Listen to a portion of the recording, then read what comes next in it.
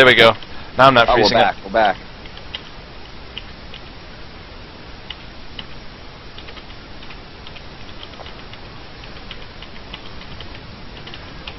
Aw, dang it.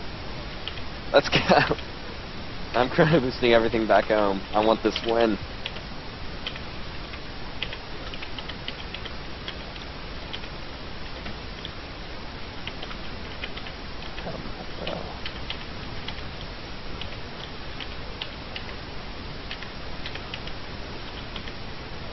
Oh, stim already. Jeez.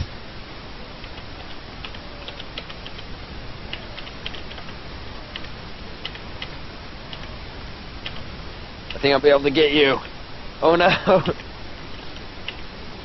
No. Oh, I'm out of money.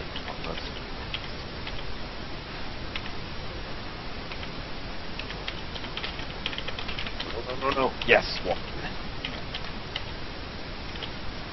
Oh, you skipped on the, You skipped on the, slow. Might have hurt you. Yeah, that might have hurt me.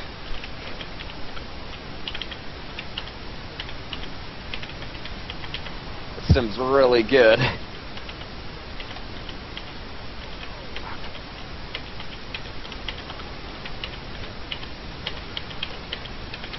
Micro! I'm giving it my all.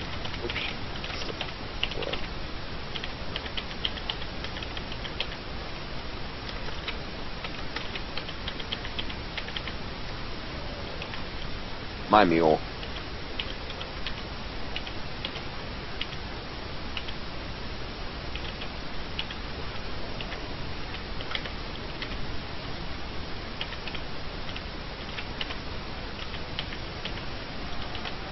I have no gas.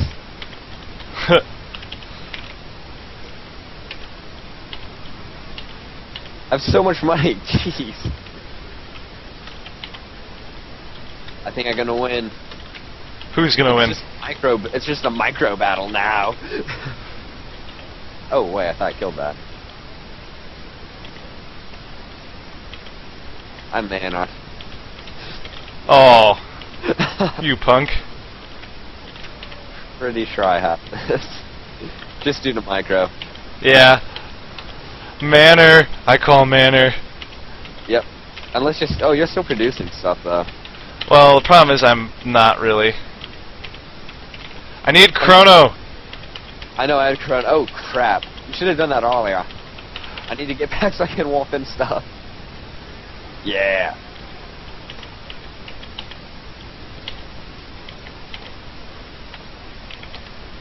Oh, crap.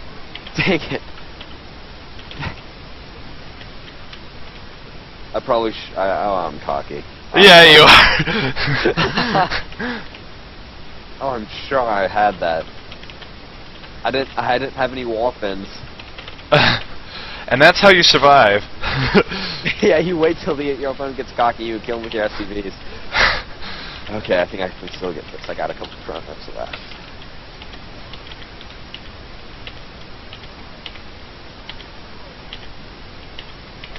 Nope. Money. I did cancel that Nexus. It was almost done. Oh, this is going long. Nope, it's not. Good game. That was a lot closer than it probably should have been. That was Yeah, really but then funny. again, I have... My micro is micro. My micro is probably a little bit better than yours. So if you're playing someone that has better micro than you, you can still beat them, as that shows. And plus, like, I Korean four-gated them, almost. It was a mixture of the Korean four-gate, which is, like, faster and more destructive, and the American four-gate.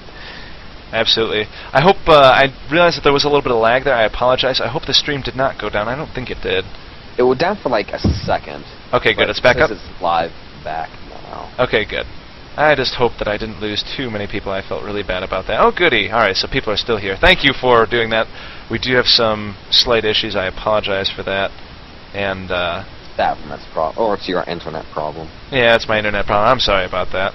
So hopefully you guys did not miss anything too exciting. But that's that build, and there's one last build that we're going to go over. And it won't take as much time because there's only one replay, and that's your replay. Correct. Ooh, you need to send me that replay, bro. Oh, okay. Let's see. Okay, I can do that really quickly here. Blah, blah, blah, blah, blah. Send file. Haha.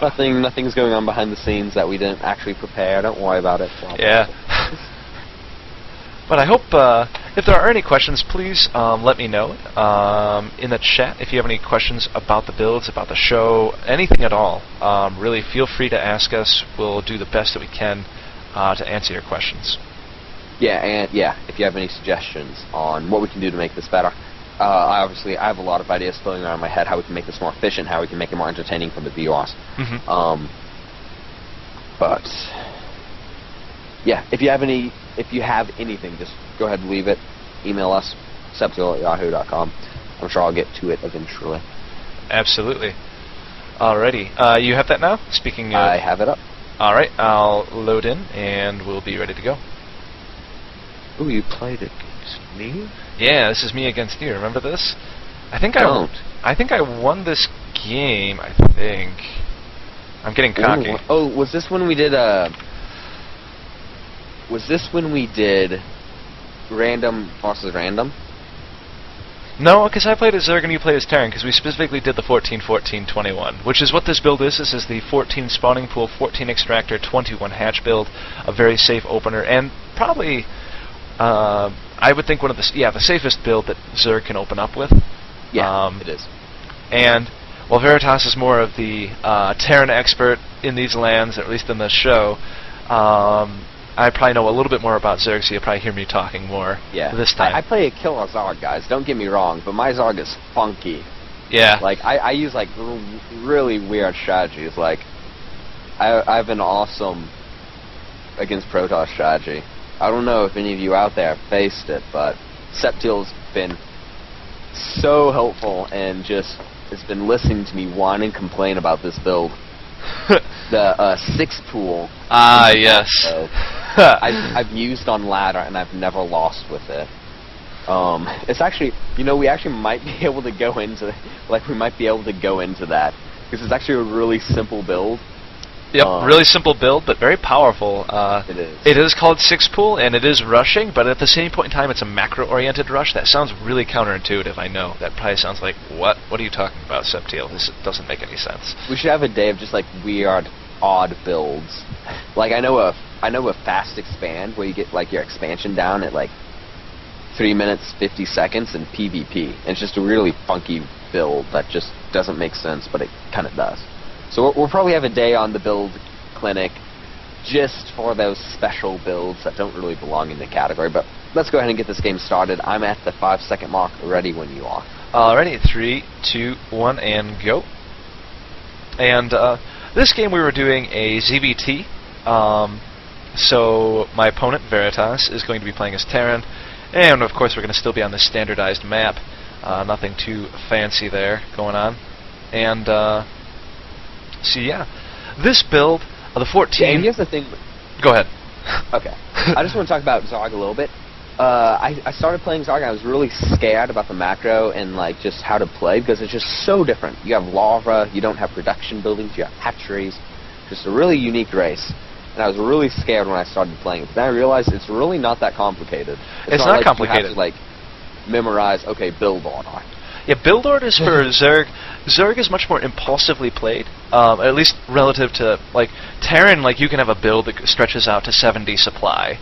And I haven't seen too many Zerg builds that require you to be like, okay, you need to build that 68th drone, and then you need to pop down a spire right now. It typically doesn't work out that way. No, it doesn't. So don't be fretting if you're Zerg. I personally, this is my second favorite race after Protoss, so I'm definitely really trying to learn as much Zerg play as I possibly can. So we're going to see me pop down the spawning pool. The timing for that works out very perfectly. At 14, you don't have enough larvae really to supply you any more workers, so the timing just works out beautifully to get that spawning pool right then. You send your first Overlord to scout out typically the middle of the map. You can send it to sack the other base if you scout with a drone. later on and see that he might be going for some sort of cheese or some form of like air attack or something, you might want to sacrifice that Overlord to be able to just get some critical scouting information that you might need. So just a little bit of word of advice about that. I remember this game. Yeah. This was a fun one. Okay, this is a fun one. Okay. I think I'm almost tempted to watch this entire game.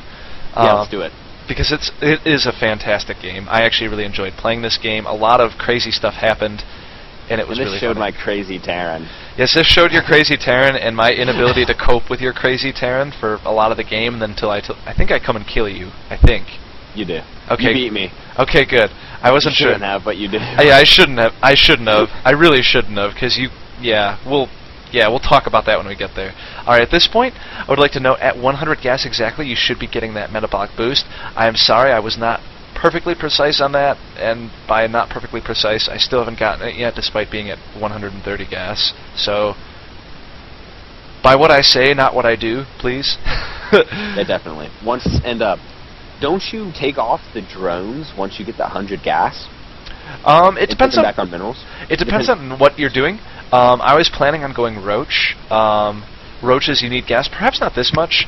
I probably could have pulled down to 1 for a little while and just got a couple extra minerals and been in a really safe place. Injects, something really, really important for Zerg.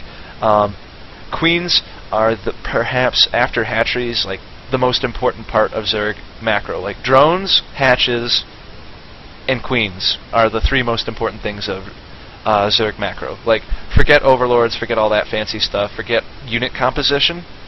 Like, short of you having an all-ground army versus an all-air army, you'll be in good position. If you have perfect injects and have good droning, then you'll be in a good place. Zerg plays macro a little bit differently because they can produce a lot of drones at the same time. So the objective of Zerg is to get up as many workers as possible while having enough units to survive, typically till the mid-game, because that's when Zerg becomes very powerful. Yeah. If Zerg gets up on 3 bases and has full injects, they have 21 larvae every, every 40 seconds. So think about that. That's a lot of units. Yeah, that's 21 units every 40 seconds. That's like having 20 gateways. Yes. At that same time. Now, granted, 20 walk gates. Yes. Now, granted, Zerg units are a little bit less powerful, probably, overall. Like, a Zergling is not as powerful as a Zealot, obviously. And depending on micro, a Marine is not as powerful as a Zergling. It really depends on micro at that point. Also, one thing, don't lose Overlords. Losing Overlords is bad. I just want to comment that on the side. At least early game, it's bad. So if you're not going to sack an Overlord on purpose and have planned for it, try not to lose Overlords. And at this point, the 14-14-21 is very safe. I'm able to scout this out. This attack is coming. I do have enough I have lots of drones, but I also have roaches coming on the way. I have a spine crawler. What the way to plan? I can't remember which professional player it was, but it was a Korean player, if I'm not mistaken. When you go roaches early game, treat every roach as if it was a spine crawler. Spine crawler is a very powerful unit. But a roach is about equivalent in defense, so don't try and build too many roaches at the beginning, because you'll get too many roaches and you'll sacrifice economy. That is one thing that these early pushes do very well against Zerg with, is a stop drone production, which allows them to get ahead on production. Now notice, I am a little bit behind as Zerg. Really what you want to do is force them out of your base until you do have enough units. You want to buy yourself as much time as you need, even if that means, at least in the late game, not in the early game. It's bad to lose a base, but if, let's say at the 20-minute mark, and let's say you have 5 bases, and you lose 1 base, if you kill their army, you can remax a lot faster than a Terran can, for sure. So that is one way to think of it. If you lose 1 base but no drones, that is definitely an okay place to be. In concerns of micro, Zerg I don't think is like super hyper oriented micro, because their units are super fast, as you can tell. Despite him stimming, I'm able to keep up with him with my Zerglings. One thing to think about with Zerglings, like, we're kind of like force fields for Protoss is the best way to describe it. As a Protoss player, I apologize for the metaphor for those of you who play Zerg out there and are like, well, they're not really like that. Zerglings work, though, as a surround and something to keep them from moving. and you're able to slow their units from moving. It was a little bit intense there. I was losing a lot of drones. Wasn't doing the best with production. You'll notice that my queens are up a little bit high on energy. You always want to make sure that your queens are low on energy, even if that means going for creep tumors. Creep tumors are very, very important.